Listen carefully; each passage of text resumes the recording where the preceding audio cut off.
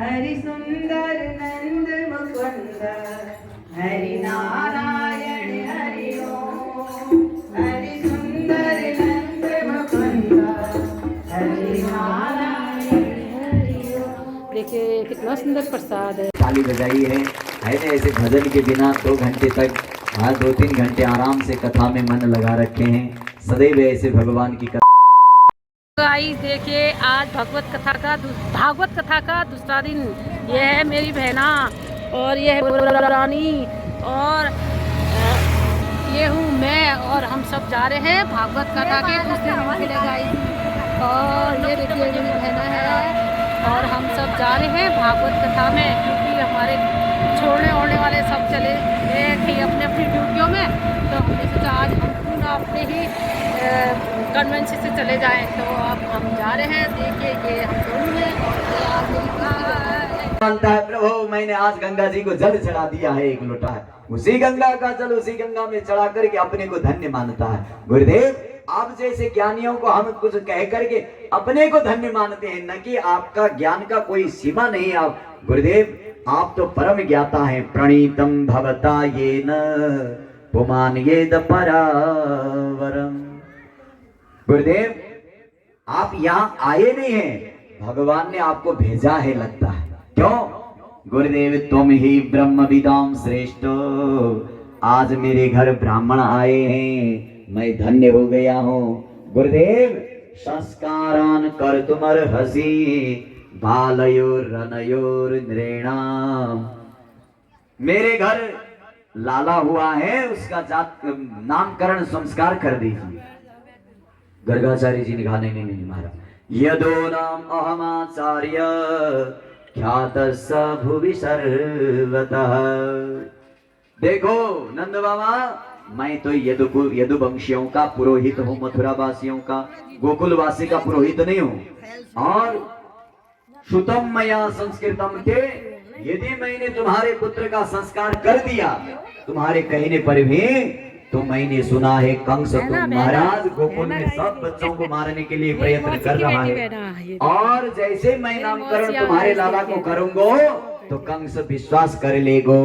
देवकी देवक्याष्टमो गर्भो न स्त्री भवितुमर्हति। कंस तो वैसे भी शंका कर रहा है। देवकी का 8वां काल महाराज समाप्त है गए। भगवान दौड़ करके गए, राम राम ये क्या हो गया, आप क्या करें। भगवान ने कृपा दृष्टि से सबको पुनर्जीवित कर दिया।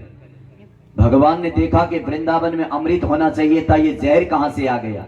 कदम्ब वृक्ष के ऊपर जाकर के देखा इसके अंदर है क्या, देखूं तो देखा महाराज सहस्त्र फन से युक्त महाराज कालिया नाग अंदर है। भगवान ने कहा मेरे धाम में आकर के ये दुष्टता, सीधा कदम्ब के वृक्ष में जाकर के धाम से लगाई छलांग। महाराज कालिया नाग तो भगवान को डसने के लिए आ गया, फन फन फनाते हुए। भगवान ने महाराज जैसे फन उठाता कालिया, उसके फन को चरण से दबा देते। कालिया नाग दूसरा फन उठाता, भगवान दूसरे को दबा देते। तीसरा उठाता, तीसरे को दबा देते। मानो कि महाराज कालिया उठा रहा है, भगवान दबा रहे हैं, उठा रहा है, दबा रहे हैं। ऐसा लग रहा है कि पानी के अंदर कालिया के नाग पर भगवान तांडव नृत्य कर रहे हैं। महाराज भगवान ने कालिया को ऐसे दंड दिया, सारे फनों को महाराज मसल दिया। भगवान ने रक्त बमन करने लगा कालिया, तो महाराज प्राणों को कैसे धारण करूं ये सोच करके मरणासन्न होकर के महाराज रक्त की धारा बहाने लगा। दौड़ करके नाग की पत्नियां आई। महाराज सब ने देखा हमारे पति का ये हालत हो गया है। देखा इधर, अरे राम राम प्रभु है, भगवान ने किया है। और नाग पत्नियों ने तो हाथ जोड़ करके भगवान को महाराज प्रणाम किया। और नाग पत्नियां स्तुति करती हैं, प्रभु न्यायो हि दंडः कृत किल विशेषमेन स्तवावतार खल निग्रहाय। प्रभु ठीक ठीक ठीक किया है प्रभु, आपने हमारे पति को दंड दिया, बहुत बढ़िया किया है प्रभु, हम ये चाहती थी। भगवान ने कहा मैंने तुम्हारे पति को दंड दिया, तुम खुश ही रही हो।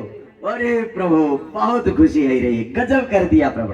तवावतार खल निग्रह, आपका अवतार दुष्टों के विनाश के लिए होता है। क्यों तुम्हारा पति दुष्ट है? उन्होंने कहा बहुत दुष्ट है प्रभु, ये दुष्ट है इसलिए से आपने दंड दिया, बहुत बढ़िया किया प्रभु। न्याय हो, आप तो न्याय की हो, आपने बहुत न्याय किया है। कृतकिल विशेष में महाराज ये पापी था, बड़ा उद्दंड था, इसे दंड दिया, ठीक किया। रिपो सुतानाम अपितुल्य दृष्टि, परंतु ये जानती है प्रभु क्या आपका कोई शत्रु नहीं है प्रभु। नहीं नहीं, आपने शत्रु मान करके इसे दंड नहीं दिया।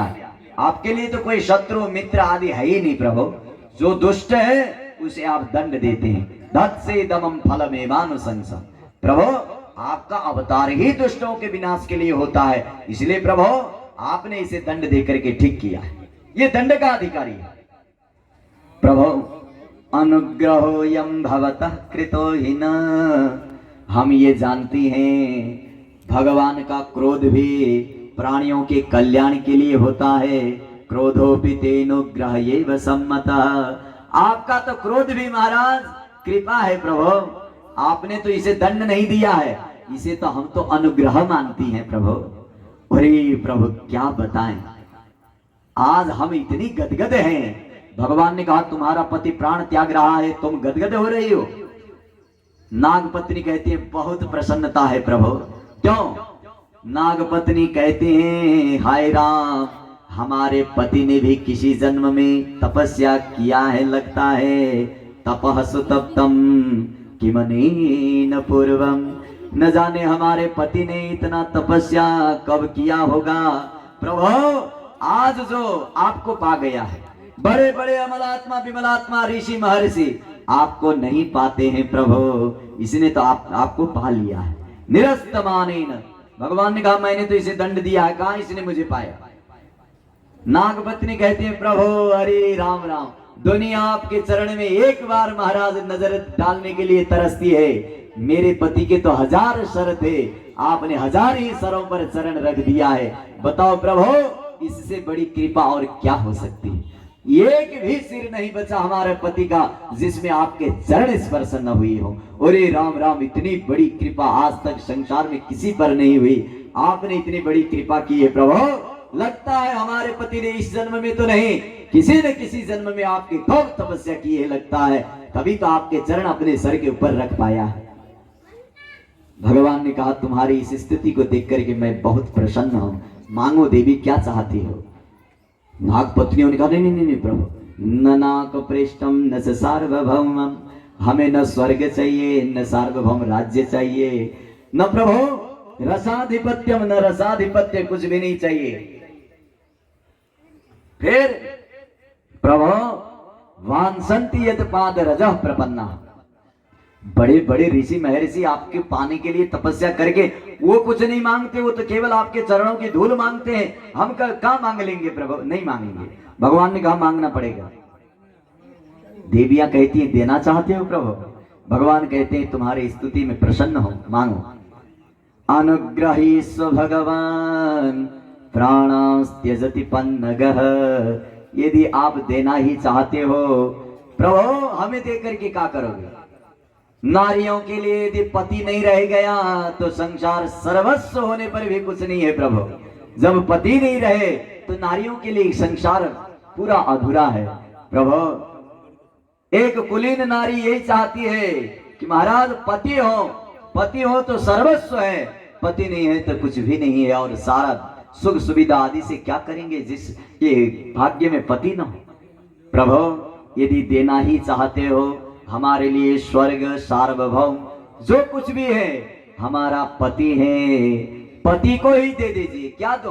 प्राणास्त्यजति पन्नग, प्राण त्याग रहे हैं पति, इन्हें पुनर्जीवित कर दीजिए। हम अबला नारियों के लिए और कौन क्या हो सकता है, पति ही सर्वस्व है। स्त्री नाम साधु शोच्यानाम, शतकुलीन नारी के लिए पति से अलावा बढ़कर और संसार में कुछ हो नहीं सकता है। इसलिए प्रभु यदि हमें देना चाहते हो तो हमारे पति प्राण त्याग रहे हैं, इन्हें जीवित कर दीजिए प्रभु, हमें सधवा कर दीजिए, विधवा होने से रोक दीजिए।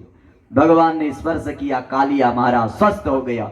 जैसे स्वस्थ हुआ फन लेकर के पुनः भगवान के पास आया डसने को। भगवान ने कहा देखो देवियों तुम्हारा पति अब भी नहीं सुधरा।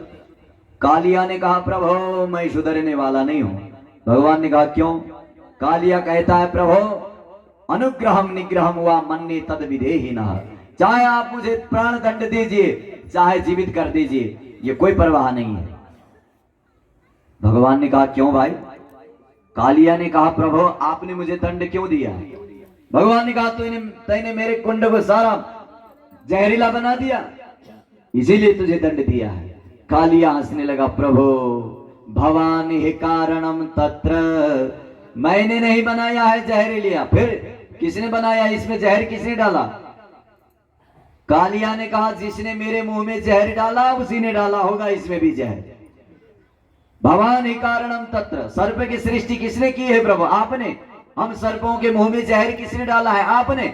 आज हम जहर फैला रहे हैं तो हमें मार रहे हो प्रभु। वाह गजब लीला है प्रभु। सर्वज्ञो जगदीश्वर, सब करने वाले आप हो और दंड भी आप ही दे रहे हो प्रभु। चाहे आप मुझे मार दीजिए चाहे छोड़ दीजिए, मैं तो इनकी जैसी स्तुति करने वाला नहीं हूं, क्योंकि आपने ही हमारा ऐसा स्वभाव बनाया है। भगवान ने कहा कालिया बहुत चालाक हो गया है लगता है, यहां से चला जा। कालिया ने कहा प्रभु जाऊं तो जाऊं कहां जाऊं? जहां जाऊं वहीं गरुड़ आकर के हमें खा जाता है। भगवान ने कहा तुम्हारे सर पर मेरे चरण चिन्ह हैं, गरुड़ कुछ नहीं करेगा, जाओ। महाराज कालिया ने प्रणाम किया भगवान को, रोते हुए परिवार को लेकर के कालिया कुंड से बाहर गया और महाराज भगवान ने उस कालिया कुंड के जल को पवित्र कर दिया। उसी दिन से भगवान का नाम महाराज कालिया मर्दन पड़ गया। बोल कालिया मर्दन भगवान की। महाराज तो यशोदा नंद गेहिनी, यशोदा ने अपने घर सभी को कामों में लगा दिया। जैसे काम में लगा दिया तो महाराज भगवान के लिए माखन निकालने के लिए खुद दधि मंथन करने लगे। जैसे ही दधि मंथन करने लगे तो महाराज भगवान ने देखा मैया मेरे लिए स्वयं दधि मंथन कर रही है, तो भगवान टुकुर टुकुर चलते हुए मैया की गोद में जाकर के बैठ गए। जैसे ही गोद में बैठे भगवान ने कहा मैया तू कर नहीं पाती है लगता है, मैं सहयोग करूं। भगवान ने मैया के हाथ के ऊपर हाथ रखा, घर घर नन्हा सा हाथ आगे पीछे करने लगे। भगवान ने कहा मैया अब सहज हुआ होगा, मैं खींच रहा हूँ। मैंने कहा अरे लाला अब तो तू ही बना लेगो कुछ दिन बाद। भगवान ने कहा मैया चिंता मत करियो, अब नौनी मैं माखन मैं ही निकाल लिया करूंगा। जहां महाराज यशोदा के साथ भगवान वार्तालाप कर रहे थे, यशोदा सोचने लगे हरे राम राम यानी यानी ह गीतानी तदबाल चरितानी चल। अरे देखो देखो कल मेरा लाला नन्हा सा था, अब बड़ा हो गया है, अब तो मेरी गोद में बैठ करके दधि मंथन भी करने वाला हो गया है। अरे राम राम, छोटे से बालावस्था की लीला भगवान की याद करने लगे और वाणी से भगवान के साथ बात कर रही है, लाला तेरे लिए माखन बना रही हूँ।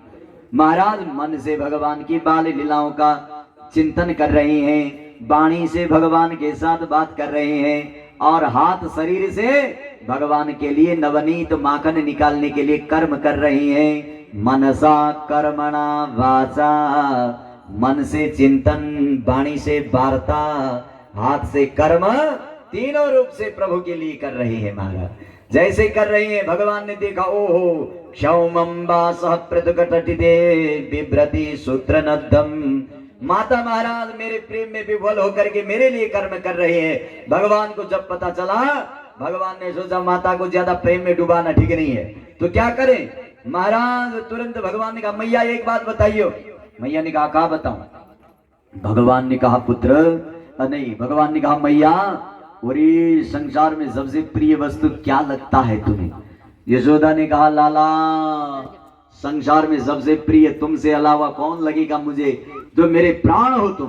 भगवान ने कहा मैया मजाक मत करो, सबसे प्यारा क्या लगता है। यशोदा ने कहा लाला तुम एक क्षण न हो तो मेरे प्राण न रहे, तुम्हारी सौगंध है, तुमसे अलावा प्रिय संसार में कोई नहीं लगता। अरे मैया प्रेम बात में करना, वो देखो महाराज चूल्हे पे रखा हुआ दूध उफल रहा है। मैया ने फेंका, भगवान को दौड़ करके दूध बचाने गई।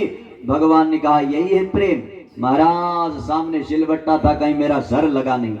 भगवान ने उठाया सिलबट्टा का बट्टा, उठा करके महाराज भांड में धाम से फेंक दिया। क्रोध में महाराज दधी का भांड चटाचट है करके महाराज सारा घर के अंदर दधी दधी हो गया। मैया उधर से आए, दधी में आकर के धाम से फिसल करके गिर गई। उसने कहा ये सब क्या हो गया। ओरे राम राम, सारे भांड फोड़ दिए इसने। ओरे गोपियां कहती थी, ठीक ही कहती थी, ये दुष्ट है, पकड़ा छड़ी है आज छोड़ूंगी नहीं। आगे भगवान ने कहा माते बचाई दो महाराज। आगे आगे भगवान, पीछे पीछे यशोदा मैया इतने दूर तक दौड़े कि यशोदा मैया महाराज दौड़ते दौड़ते परेशान, पसीना पसीना है गए। भगवान ने मोड़ करके देखा, अरे मैया को ज्यादा परेशान करना ठीक नहीं है। भगवान ने कहा मैया ने एक रेस्ट करो, तुम वहीं बैठो, मैं यहीं बैठता हूं, फिर दौड़ेंगे। यशोदा ने कहा पूरी बच्चों को भी ज्यादा डराना ठीक नहीं है। शायद लाला बहुत डर गया है लगता है। अरे लाला अब मैं कुछ नहीं करूंगी, आ इधर। भगवान ने कहा माते विश्वास नहीं है, एक बार धोखा हो चुका है। यशोदा ने कहा अब पक्का कछु नहीं करूंगी, आजा पुत्र। भगवान ने कहा मैया आप पे तो पूर्ण भरोसा है, परंतु आपके हाथ में जहाँ ये छड़ी है ना, जहाँ पे कछु भरोसा ना है। मैया ने कहा तब ये छड़ी फेंक देती हूँ। नेक दूर फेंका। भगवान ने कहा नहीं नहीं नहीं, वो उतनी दूर से घर से यहाँ पहुंच गई, यहाँ से आपके हाथ में आने में क्या टाइम लगेगा, ये विश्वास नहीं है। मैया ने छड़ी उठा करके दूर फेंक की। गोपिनी दौड़ करके आई। गोपियां कैसे आई, सुखदेव स्वामी बहुत सुंदर वर्णन करते हैं महाराज। एक गोपी महाराज भोजन परोस रही थी, भोजन के भांडे ही फेंक करके भगवान के पास दौड़ करके आई है। एक गोपी महाराज गौ दोहन कर रही थी, गौ दोहन का भांडे ही फेंक करके आई है। एक गोपी महाराज भगवान कब बुलाएंगे और कब जाएंगे ये कह करके उबटन श्रृंगार कर रही थी। जहां भगवान की बंसी सुना महाराज, ओंठ में लगाने वाला आंखों में आंख का, ओंठ में गाल का महाराज, कहीं नीचे का वस्त्र ऊपर ऊपर का नीचे पहन करके दौड़ करके आई। सारी ब्रज की गोपियां मध्य रात्रि 12 बजे भगवान श्री कृष्ण के पास पहुंची हैं। शरद ऋतु की पूर्णिमा की तिथि में महाराज भगवान ने महाराज रचने के लिए गोपियों को बुलाया। जैसे ही गोपियां आई हैं, भगवान ने देखा, ओहो स्वागतम वो महाभागा, और भाग्यशाली गोपियों स्वागत है, आओ आओ आओ आओ आओ। इतनी रात्रि में आई हो, ब्रोतागमन कारणम, आई क्यों हो, कारण बताओ। रात्रि में नारी को घर छोड़ करके नहीं आना चाहिए, पति के बिना महाराज दिन में भी घर से बाहर अकेली नहीं जाना चाहिए। तुम अकेली मध्यरात्रि 12 बजे घर छोड़ करके आ गई हो, ब्रोतागमन कारणम, क्या आई हो बताओ। गोपियां कहने लगी ये कैसा स्वागत है महाराज, पहले तो स्वागत है आओ आओ कह रहे हैं, नीचे कह रहे हैं कि ब्रोतागमन कारण क्यों आई हो कह रहे हैं, अब बताओ। गोपियों ने कहा महाराज बोलना बेकार है। सब स्तब्ध है गए। पहले बंसी बजा करके खुद बुला रहे हैं, अब आने का कारण पूछ रहे हैं, क्या बताएं। महाराज गोपी खूब भाव विभोर होते हैं, जैसे मिलन होता है। अब अक्रूर कैसे बताएं कि महाराज मैं तुम्हें लेने आया हूं, तुम्हें कंस मारेगा, कह नहीं पा रहे थे, रो रहे थे। भगवान ने कहा हमने कल जाने की सब तैयारी कर ली है चाचा, सब व्यवस्था हो चुकी है, आप चिंता मत करो, कंस हमें क्या मारेगा, हम कंस को कल मारेंगे, आप देखते रहे। सायंकाल हुई, शयन हुआ। दूसरे दिन सुबह ही महाराज मथुरा की तैयारी, सब ग्वाल बाल तैयार होकर के रथ में बैठ गए। गोपियों को पता चला कि भगवान मथुरा जा रहे हैं। गोपियां तो महाराज विरहित हो गईं। एक गोपी अक्रूर को कहती है, इसका नाम अक्रूर किसने रखा होगा, ये तो बड़ा क्रूर है, ये हमारे प्रियतम को हमसे अलग कर रहा है। एक सखी ने कहा आए हुए मेहमान को ऐसा मत बोलो देवी, भगवान जा रहे हैं तो जाने दो। गोपियां खूब रोती हैं, भगवान जाते हैं। अक्रूर कहते हैं प्रभु पीछे मोड़ करके तो देखो गोपियां कैसे भाव विभोर होकर के रो रही हैं, एक बार देख लो, गोपियों का मन भी भर जाएगा कि एक बार भगवान ने जाते जाते देखा तो सही। भगवान ने कहा नहीं नहीं नहीं तुम चलो। अक्रूर ने कहा प्रभु आपके हृदय में दया नहीं है। भगवान ने कहा बाद में बात करेंगे। अक्रूर ने कहा प्रभु क्यों नहीं देख रहे हो। अक्रूर ने कहा गोपियां तो रो करके मन को मना लेती हैं, कहीं मैंने इनकी इस महाराज विकराल छवि को देख लिया, मथुरा जा नहीं पाऊंगा, मथुरा जा नहीं पाऊंगा तो कंस मरेगा नहीं। भगवान गए। महाराज भगवान ने जाकर के धोबी को समाप्त करके सुंदर वस्त्र धारण किया। दर्जी ने भगवान के वस्त्र को खूब सुंदर बना करके पहनवा दिया। महाराज सुदामा माली ने दिव्य माला आदि पहरा दिया। 3 जगह से टेढ़ी कुब्जा ने महाराज भगवान को सुंदर चंदन आदि लगा दिया। भगवान प्रसन्न हो गए। कुब्जा 3 जगह से टेढ़ी कुब्जा को महाराज स्पर्श करके भगवान ने परम सुंदरी बना दिया। सीधे भगवान महाराज भगवान शिव के मंदिर में गए। जहां शिव मंदिर में गए बाहर धनुष था। भगवान ने कहा मंदिर में फूल पाती होना चाहिए, ये धनुष क्यों है। देखा धनुष को उठा करके तोड़ दिया। कंस को पता चला धनुष टूट गया है। कंस को श्राप था जो ये धनुष तोड़ेगा उसी के हाथ कंस की मृत्यु होगी। अब तो महाराज कृष्ण को मारने के लिए 10,000 हाथी का बल युक्त कुबलया पीड़ नाम के हाथी को महाराज गेट पर रख दिया। भगवान अंदर जा रहे थे, हाथी ने जाने नहीं दिया। भगवान ने उठा करके 4 फनका घुमा करके धाम से फेंका कुबलया पीड़ को। प्राणांत हुआ कुबलया पीड़ का। महाराज दोनों हाथी के दांत को पकड़ करके बलदाव और दोनों रंगम गतः साग्रजा, रंगमंच में जैसे ही गए मल्ल युद्ध चाणूर मुष्टिक के साथ प्रारंभ हुआ। भगवान ने घुमा करके बलदाव सहित महाराज चाणूर मुष्टिक को समाप्त किया।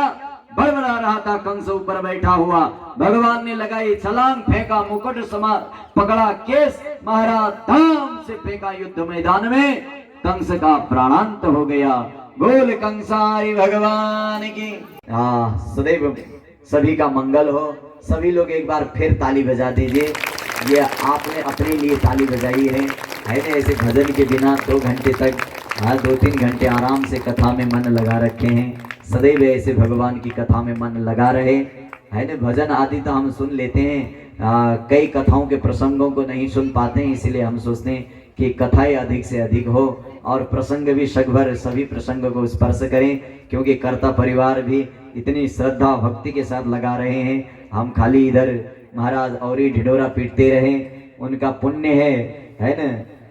ऐसा अवसर बार बार नहीं आता, इसलिए कथाएं न छूटें, प्रयत्न करते हैं। फिर भी कई छूट भी जाएं तो है ना, हरि अनंता।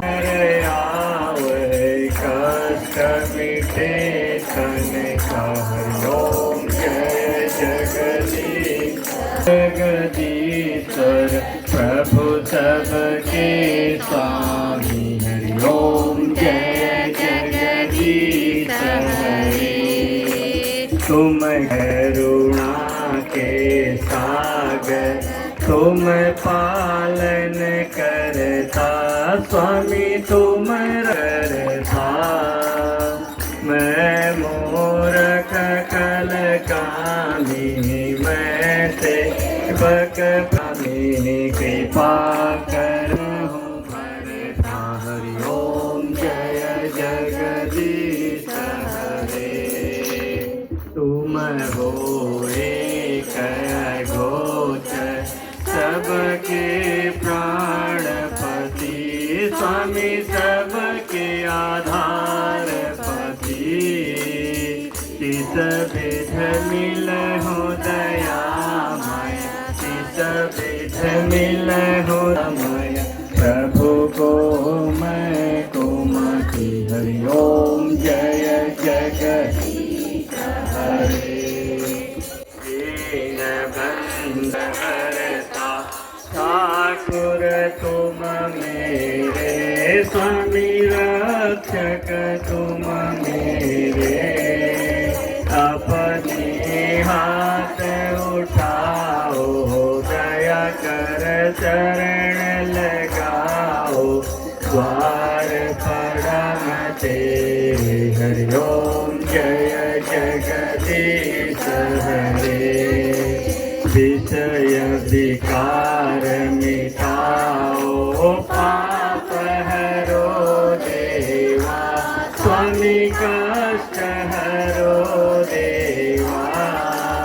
श्रद्धा भक्ति बढ़ाओ, श्रद्धा प्रेम बढ़ाओ। संतन हरि सेवा, हरि ओम जय